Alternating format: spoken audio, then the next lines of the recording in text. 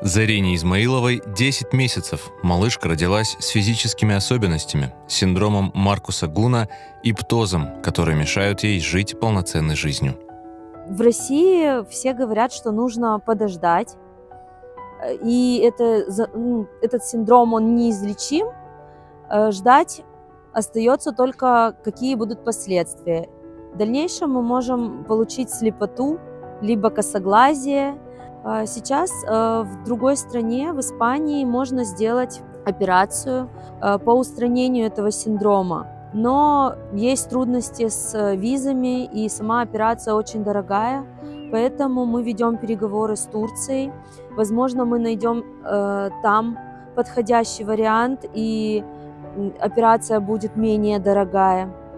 Но своими силами, к сожалению, мы не справимся, поэтому мы обращаемся к людям, кто как может помочь. Мы любой помощи благодарны.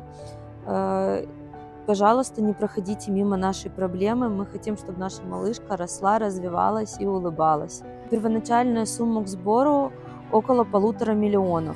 Если не сделать операцию вовремя, девочка может потерять зрение и стать инвалидом. Сумма, необходимая для операции, неподъемная для семьи Зарины Измаиловой. Помочь малышке вы можете, перечислив средства по реквизитам, которые вы видите на экране.